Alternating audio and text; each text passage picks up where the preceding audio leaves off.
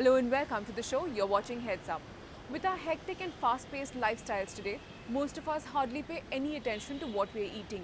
And needless to say, this has health implications in the forms of diabetes, high or low blood pressure, and even obesity for that matter. Now, you don't have to be a nutritionist to eat right. You can also come up with your own diet plans and your own ways of eating healthy. And what are these ways? Let's find out. Clean air, clean clothes, then why not clean food?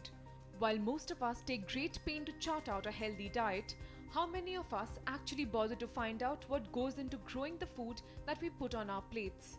Take Ruxana for instance. She's an entrepreneur by profession. She decided to make a change in her food habits. Nutrition is just not about, eating right, sticking to salads, having a good diet, exercising regularly. For me, it's more in-depth. For me, it has to be the basic fruits and vegetables that you're eating has to be clean and pure. It has to be the way nature is, created for us. There's no point eating vegetables and fruits which have toxins in them, which is going to kill you at the end of the day with cancers and, organ failures and the kind of cases that you hear.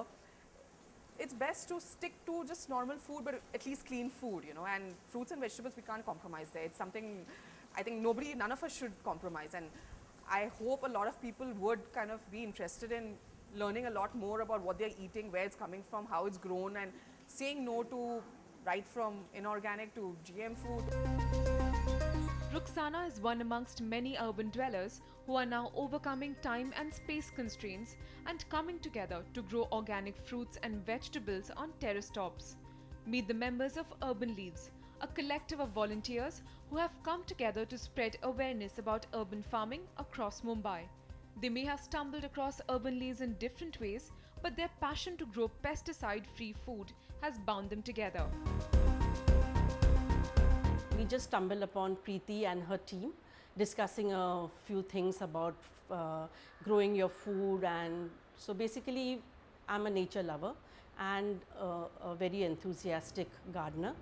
So that's how I stumbled on Preeti, got talking to her. Basically they had this dream of having a city farm on rooftop terraces. So the concept was having a lot of green on the rooftops of the city. So that is how the idea came about it. And basically we are into making our own soil, which is Amrit Mitti, and growing our own food.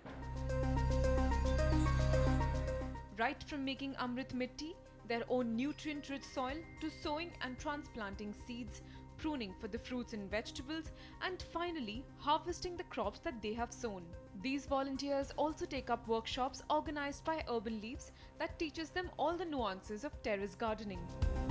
Mainly we do workshops which are Amrit Matti workshops, where we teach people how to make their own soil, and then recently we had a workshop on ABC of gardening, kitchen gardening, and how to go about the whole thing right from scratch up till what you can do and which season what is supposed to grow, basically. So what we do is we teach them how to grow things, when to grow things, and what is to be grown at what time.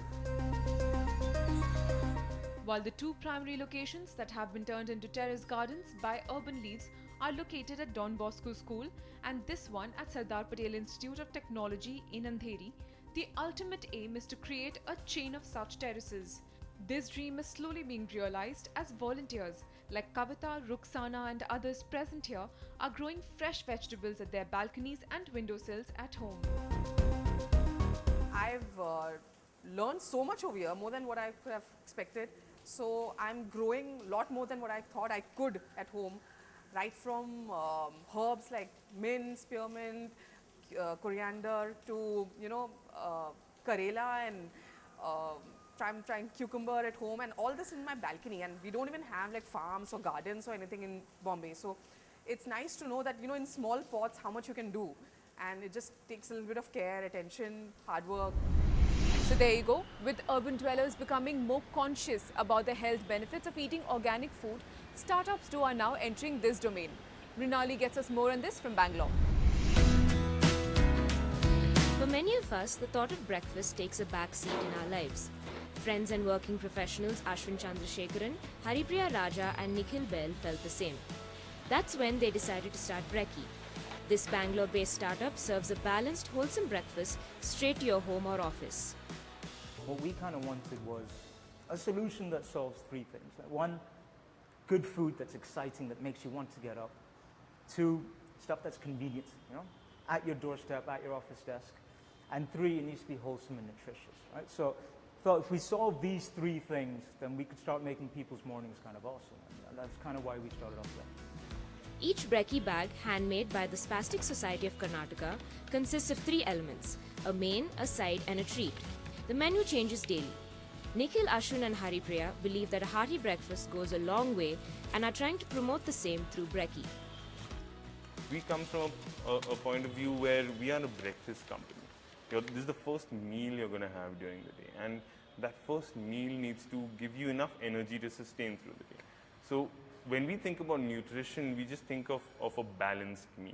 We don't, honestly, when there's no calorie counter, we've religiously followed that we want to have a balanced nutritional meal. We don't follow too much of a calorie count system or anything. We just make sure that all of your protein content, carbohydrate, all of that is covered. With the increasing trend of nuclear families, hectic schedules, and the escalating demand for wholesome food at one's doorstep, the future of the health food segment is promising. Product innovation and ensuring that customers have it quick and convenient are how startups like Brekkie make it big in this space. One is the convenience angle. Okay, there are startups which says I can deliver your food within 20 minutes, 30 minutes, People are looking at getting quality food at their doorstep in such a short span, and startups are either innovating that, in terms of that, by using technology, and plus the food itself, if you actually look at many startups these days, just the product offering, they're just not providing your traditional food. They are innovating majorly in terms of the product. India's market size for food is currently valued at 23 lakh crores, but is largely unorganized. Home delivery is its largest segment, growing at 20% a year. And as with every other sphere, technology plays a huge role. Right from the food that you have, the kind of food that you have, all the way to how you receive that food, that whole experience is sort of managed by one person. And that allows you a lot of, room to do cool stuff as well.